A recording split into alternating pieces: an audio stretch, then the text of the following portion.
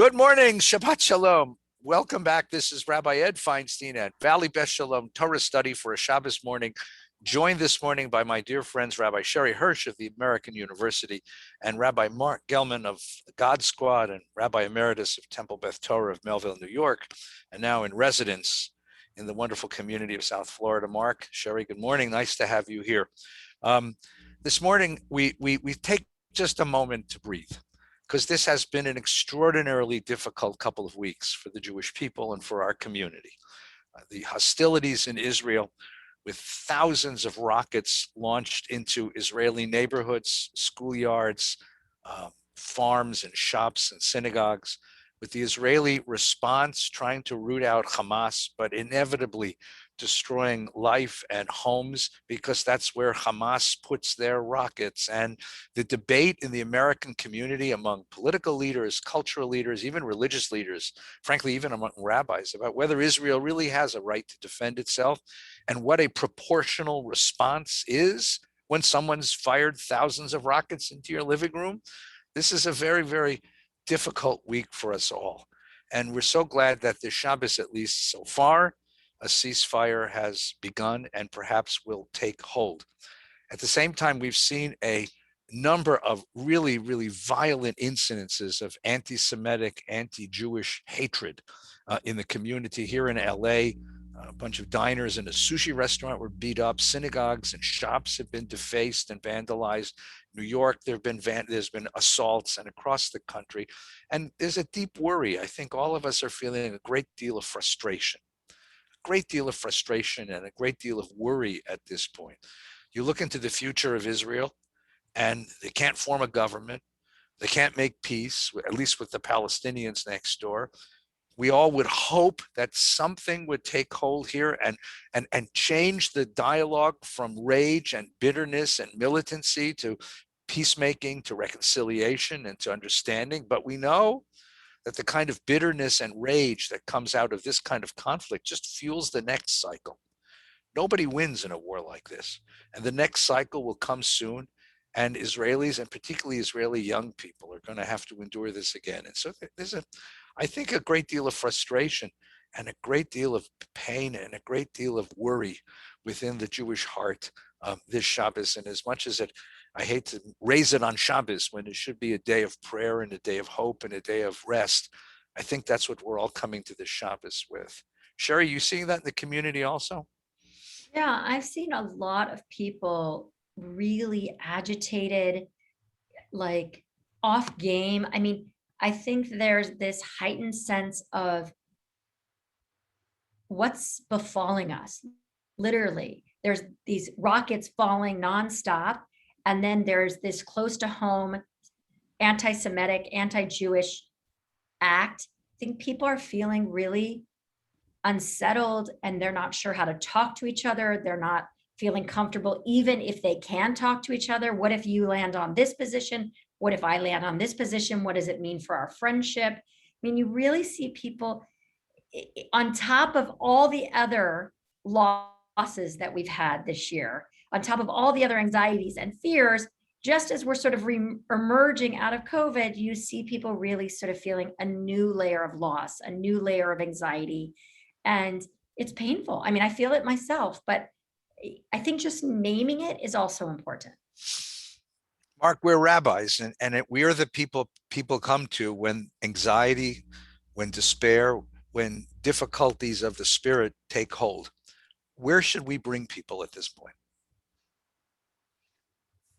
Well, I believe, and I will believe every day of my work in this strange calling of the rabbinate. I believe my job is to bring hope to people. Bring hope.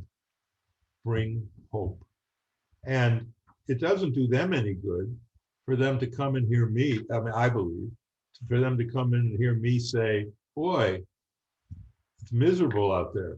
They say, yeah, we needed you to tell us that. Thank you, Rabbi. We need you to tell us, so what do we do about the miserableness? And I think the response, the only response that I know, if it's effective, I'm not sure. I don't know what works, but I do know what's right. And what's right is to remind people, first of all, that they're not alone.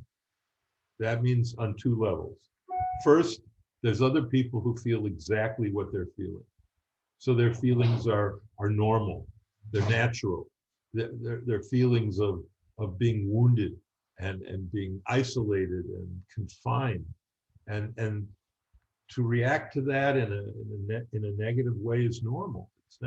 It's what happens when you cage up an animal, when you deprive humans of sensory fulfillment, of friendship, of contact.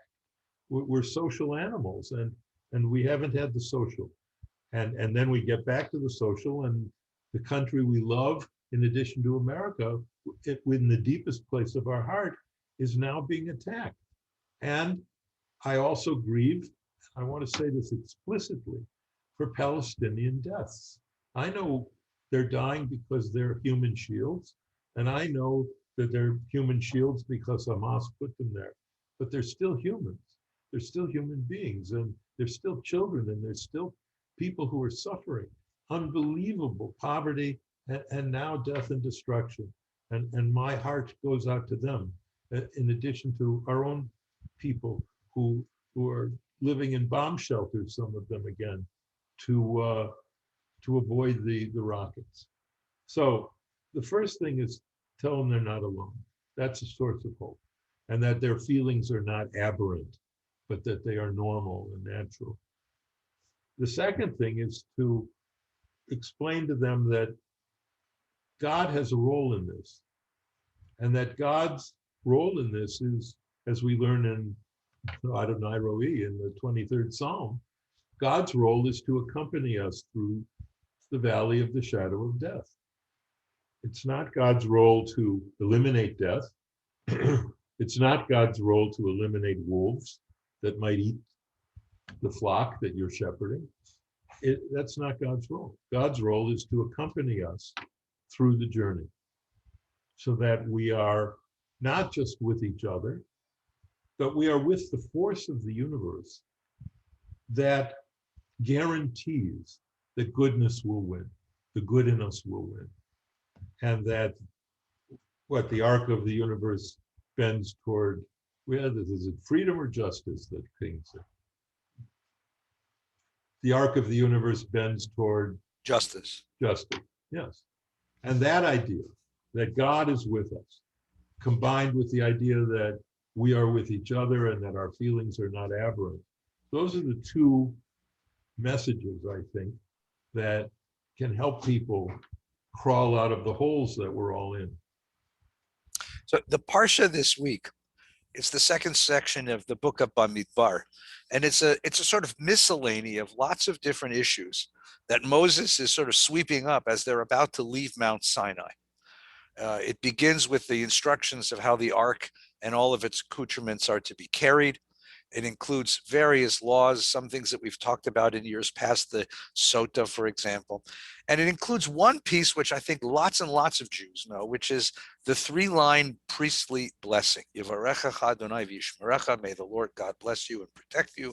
Yer Adonai panav elecha, may God's face shine on you and be kind to you. Yisa Adonai panav elecha ve'asem lach shalom, may God's face be lifted to you and may you find peace. I think, Mark, I think you taught me once that this is the only prayer, one of the only prayers explicitly listed in the Torah. Yeah, I think it is. I think it is. The other one the only other one that qualifies that I can think of is the prayer that Moses offers for Miriam, El Na Rafana La, oh God, heal her, which is a prayer of request to God. But that isn't a universal prayer. That's an individual prayer for an individual person. What we have here is a true prayer, a prayer intended for ritual use, intended to be universal for the whole Jewish community, and intended to be eternal. This is a forever prayer. And it has three different verses, as you say. And the question is, what do they mean? For me, the question is, what do they mean? So I take this interpretation, I offer it, which is the first verse, may God bless you and keep you. And Rashi affirms this and other commentators as well, that it has reference to material goods. He said, may God keep you from thieves stealing your stuff. It's about material possessions, that, as Gandhi once famously wrote, to a poor man, to a starving man, God is bread. So the first verse is, may you have enough so that you can live. The second is, may you know that you have enough. One of the curses of the people we meet, and we all meet, and some of the people we are ourselves, is that we don't acknowledge that what we've been given is enough, because we're always asking for more. And so the second verse is, may God's face shine upon you. In other words, may the happiness, the joy, the light of God shine upon you, at which point you say, what? I have enough. That's enough. That's enough, knowing that God is smiling at me. And the third is, what is shlemut? What is God grant you peace? And that is, may you not want more. So the first is, may you have enough. Second is, may you know that you have enough. And the third is, may you not want more. Doesn't mean you aren't going to get more. Doesn't mean you don't deserve more. It just means you don't want more. You're happy with what you have. And I think of all the prayers that I've ever seen, this one includes everything that a prayer should include. It's the greatest prayer in the Torah, and the only prayer in the Torah, which I think is intentional to increase its importance. And it fits with other religions. Meister Eckhart's famous quote that I shared with you, that if the only prayer you ever say is thank you, it will be enough. So that's my interpretation of the Birkat Kohanim. Wonderful. Sherry, do you bless your kids on Friday night with those words? So my parents did not bless me every Friday night, even though we had Shabbos. And there were certain things, you always, when you're a teenager, like, when I'm older, I will never do this like this. So, and then here's what I vow that I will do exactly like my parents. So I always vowed that I would build a sukkah, which I've committed to, because my parents never built them. My brother and I would ask every year. And the other was that I would bless my children. What's interesting is, even if my children are at a friend's house for Shabbat, or they're traveling or something, no matter what, we bless them. Even if it's like putting our hands over the virtual digital camera.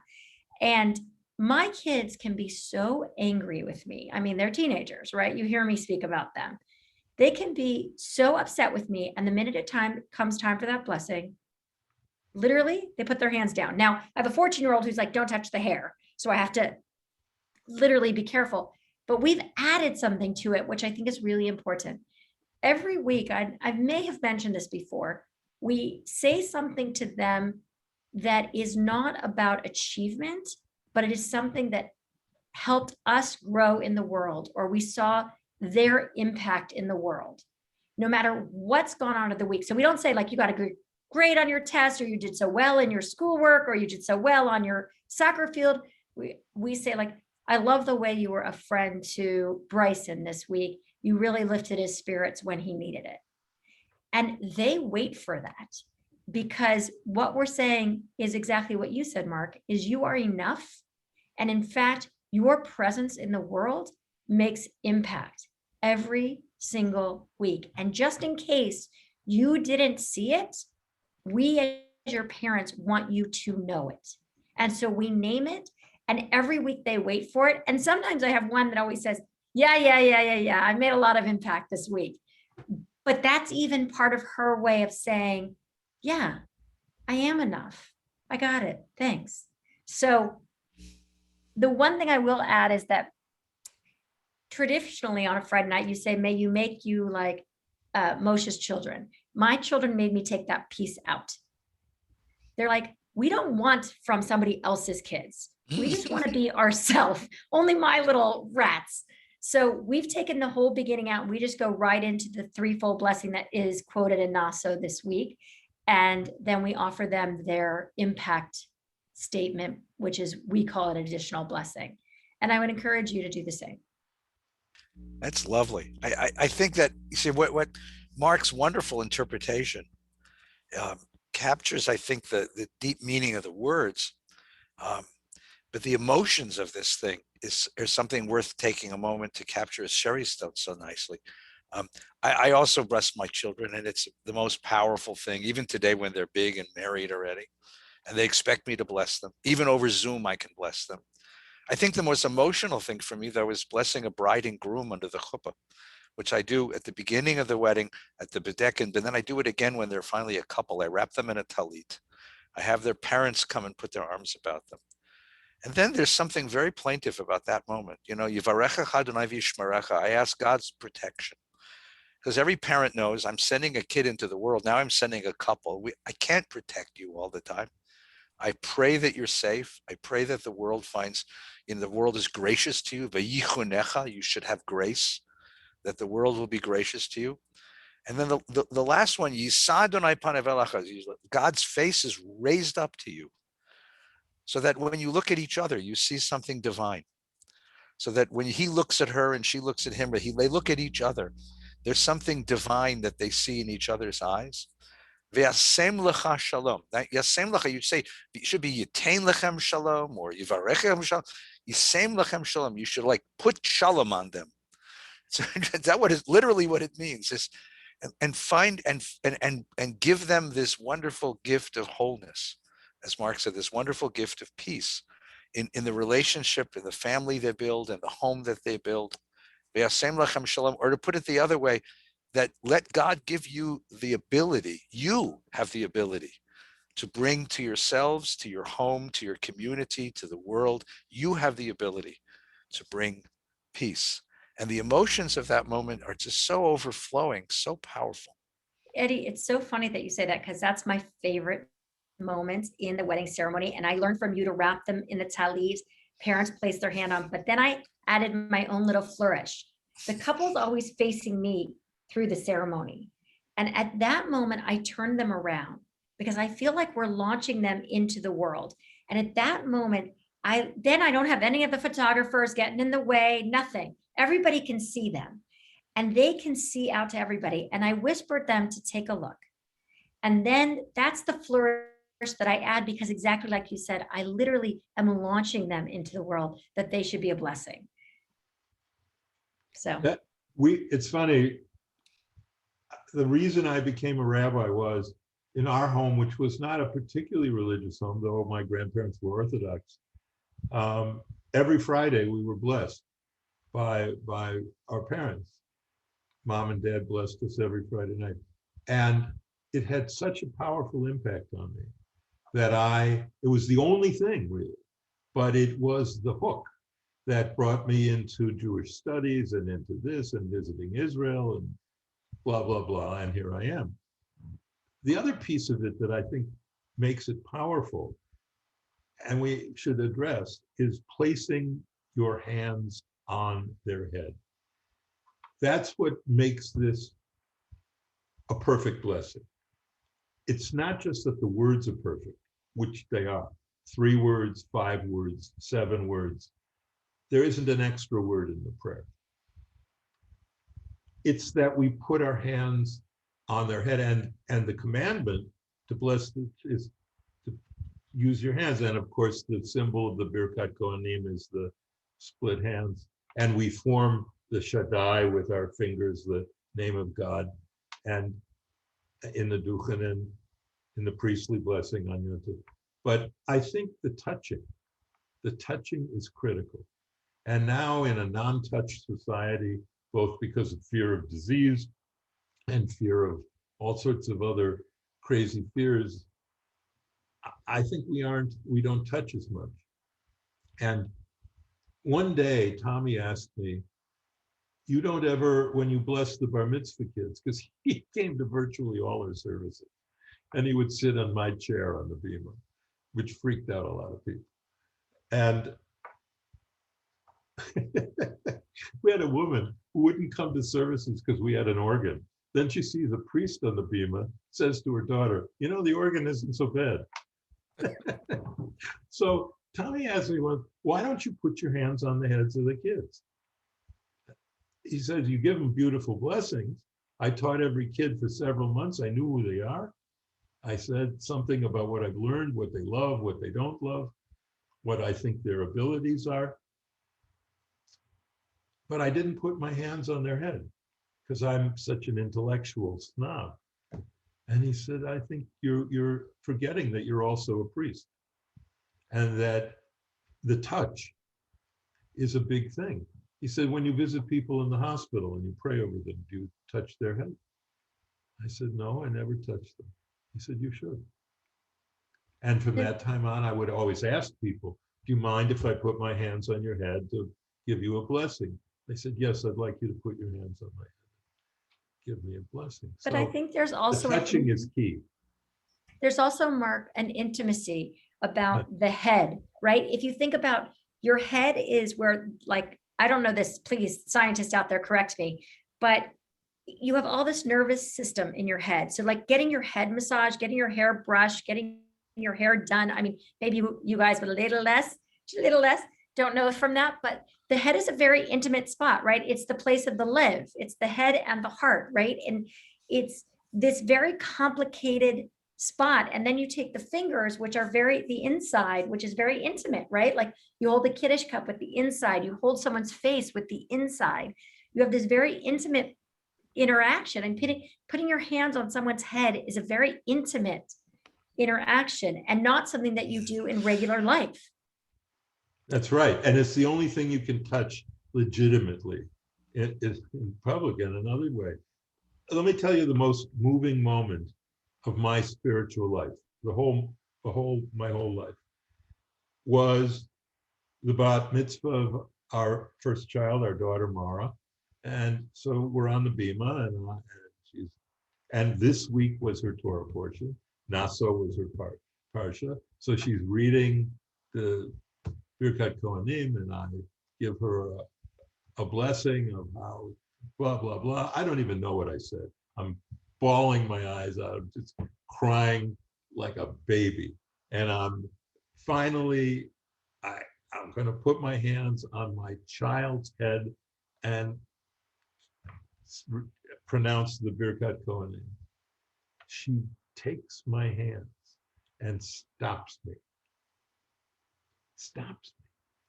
from putting my hands on her head, puts my hands down. She takes her hands and puts them on my head. Powerful story. Beautiful. Wow. And it was at that point, because she was, at 13, and right. being the rabbi's kid and being a very powerful woman, even at 13, and an opinionated woman and everything. I knew at that moment that she loved me and that she was my daughter. Wow. And that she respected me and the choices I made in my life, which were also choices to deprive her of my time with her because of what I was doing for the shul. And that moment, that Birkat Kohanim, when Mara put her hands on my head, which at 13, she may have done it as a punk. I don't know. No, I never really. No. This comes from a deeper place. This I comes from a deeper place. Because I didn't want to know if it was. Not only that, she was taking on the mantle of being a Jewish adult, yes. right? Like the metaphor of like, I can bless too, right? Right, I can bless too. I am equal to you. It's not I'm equal to you as a parent, but I count now.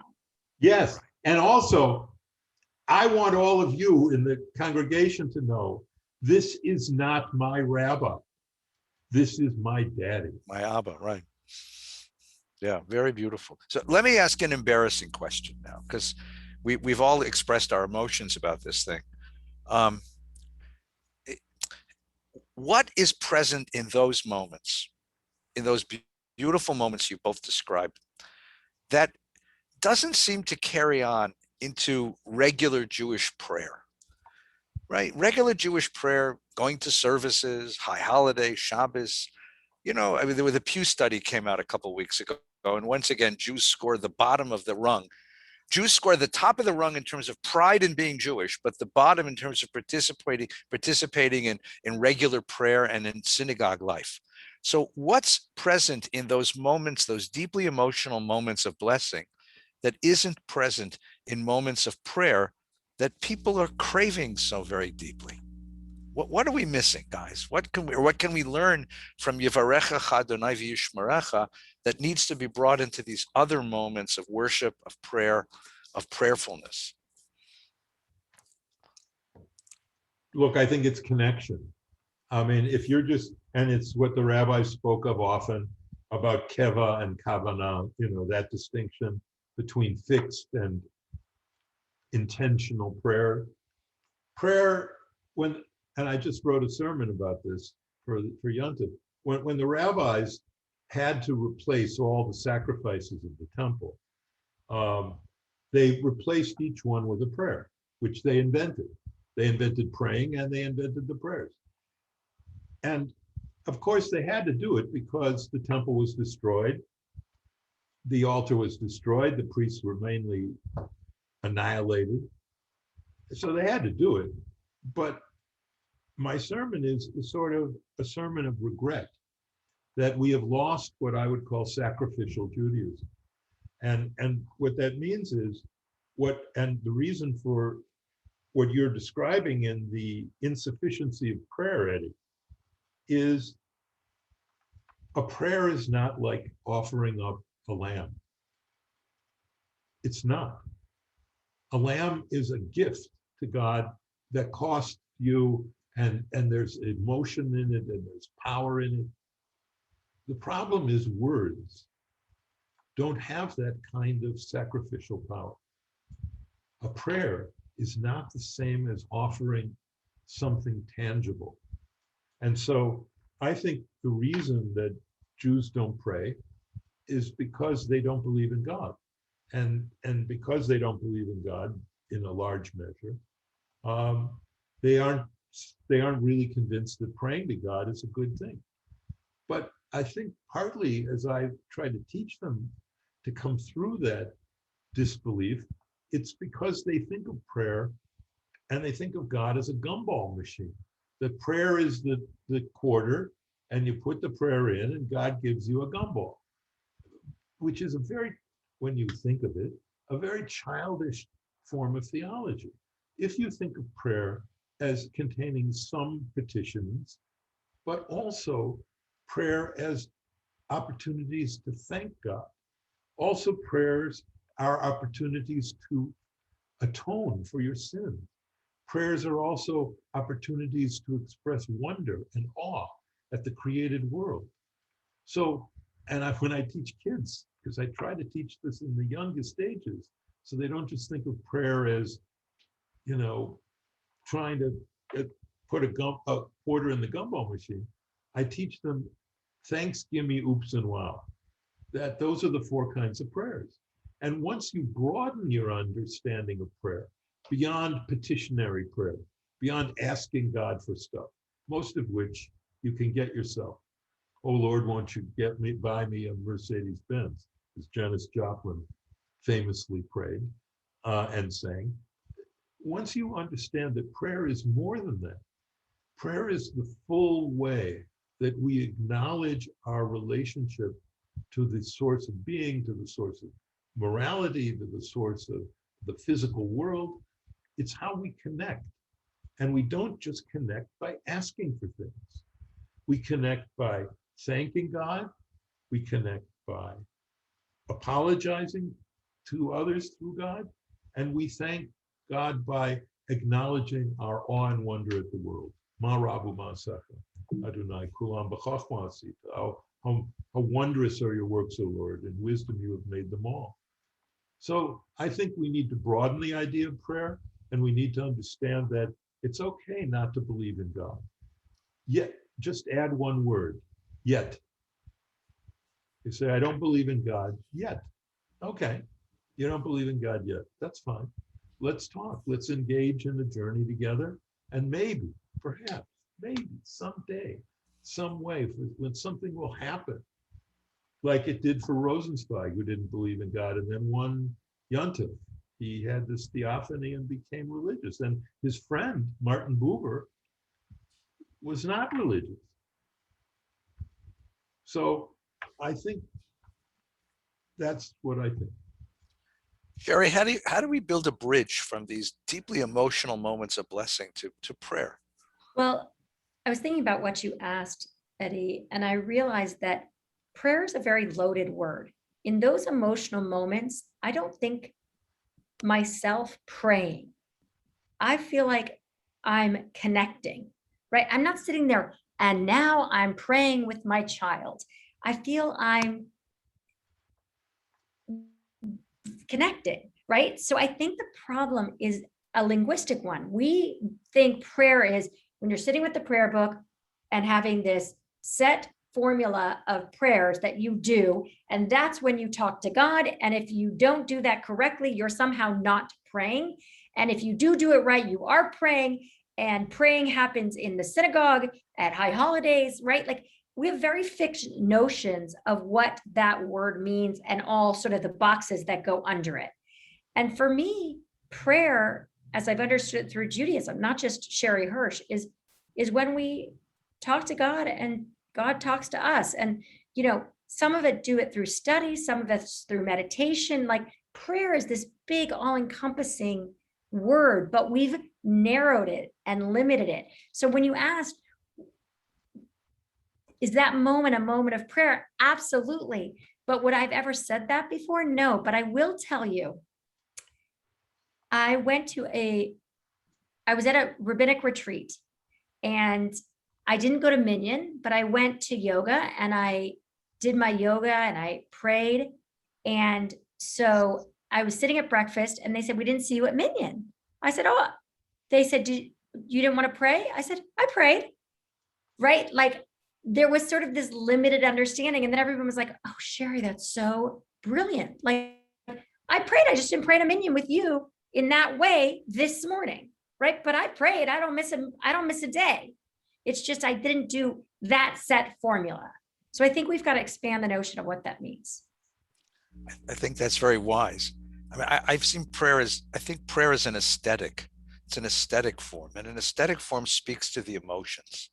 It can involve the mind, but I think more than anything, it sort of goes beyond the mind. And that's why Mark's very right. One of the principal reason Jews don't pray is because they don't believe in the God of prayer. But if you ask them if they believe in it, they don't. But if you talk to them about their feelings about this, you ask them, when have you felt God was closer? When have you felt moments of transcendence?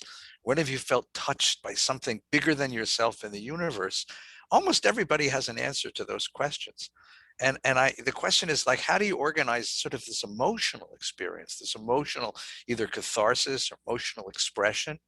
I mean, the person who tells me that he gets nothing out of my religious services tells me that he goes to see the Rolling Stones and for days afterwards he's walking on air because it's touched him in some way, or it goes to a theater presentation and loses himself in a piece of drama and the emotions sort of take over, and that experience of drama, of music, of film, those kinds of things are the things that carry us away. Once upon a time, prayer carried us away into those emotional cathartic moments. And for some reason, we've lost that. I know why. We've lost the aesthetic. We've lost the aesthetic language of prayer.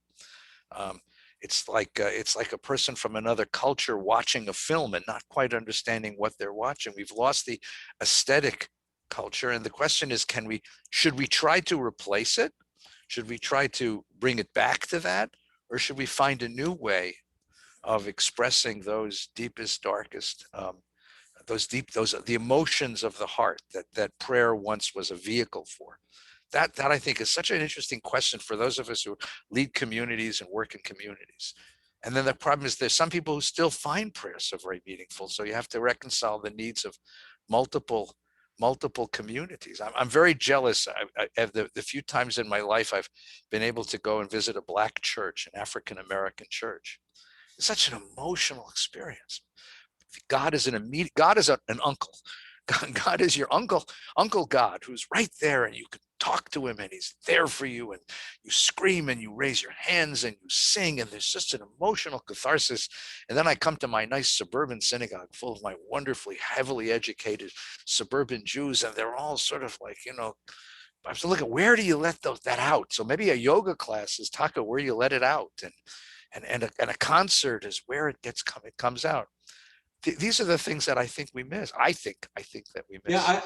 Yeah, I want to say something about. I agree with all that, and I also love the Black Baptist church service. I mean, who doesn't love it? In New York City, they even have, tourist groups from Germany where all these uptight Europeans come and they're sitting there. They come to these Harlem services to see what real emotion is like in prayer. I understand that, but let me give a word of support to the Yekas among us and to those who follow Matbeya Tefillah. The Litvaks, all the Litvaks. Like me. Matbeya, the formula of the traditional prayer, just Right. FYI. Yeah, it's called Matbeya, for our viewers, it's called Matbeya Tefillah, which literally means the signet, the signature of prayer. And so here's what I think that's good about it, that is missed by, let's say, the ultimate emotional service, the Black Baptist church service, okay? On Sunday mornings, all churches are praying, but they aren't all praying the same prayers, and they aren't all singing the same songs. That experience at Ebenezer Baptist is unique to Ebenezer Baptist. It's not anywhere else, it's only in that church. Whereas if you go to a synagogue that's praying the traditional shacharit for Shabbat, you can take comfort, and I do, in the knowledge that Jews all over the world, in every synagogue all over the world, are saying the same words I'm saying at the same time. That's a powerful emotional experience for me. So I think this idea of personal emotional connection, it's not that I'm against touchy-feely. I have a certain touchy and a certain feely. It's diminished and it needs help. But I have boogie in my soul. I have boogie in my soul. But I'm just saying, those of us who have a more, let me just use a word, educated and elevated sense of the traditions of our people and our God, understand that these are 2,000-year-old prayers. And who the hell am I to introduce a Bob Dylan song where we're supposed to be doing, the Micha Mocha? I mean, please, let's do the prayers the way they're supposed to be done and have creative stuff somewhere else in the service or after the service, or not do it at all, because there is a value to fixed prayer, and I want to speak for it.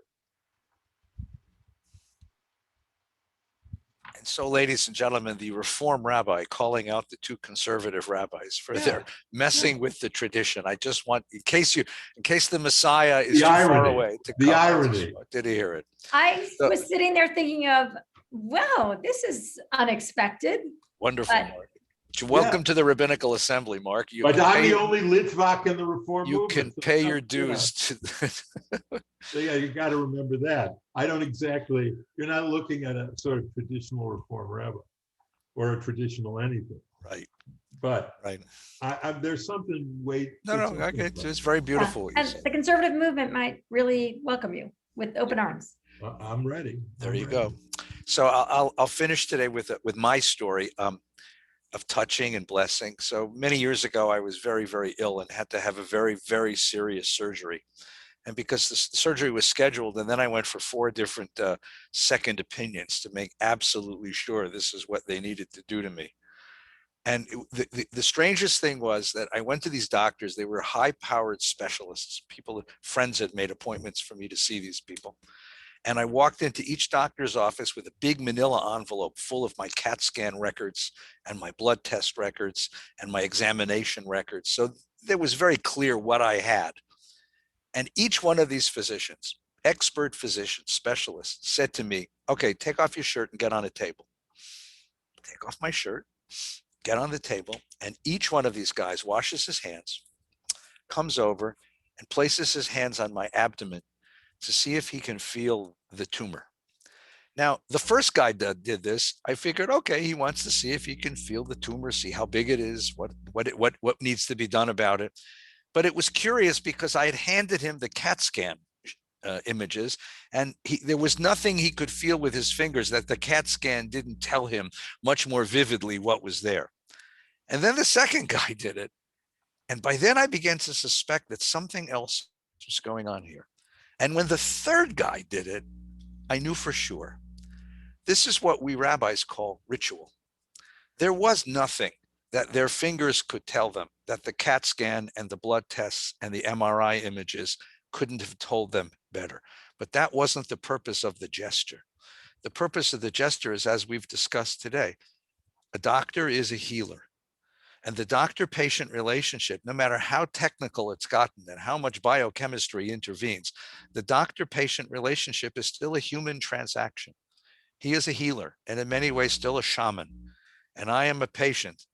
And he is saying to me, or she is saying to me as my physician, I am going to take all my skill, all my powers, and all my chi, my life energy, my neshama, or my chen, in the words of the bracha, my chen, and I am going to use that. I'm going to impress that into your physiology and into your psychology and into your neshama so that together we can fight for life.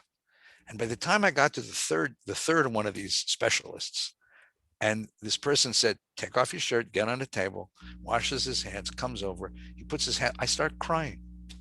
I just started crying. Like I said, thank you. He said, what are you thanking me? I said, I know what you're doing. Amen. I get it.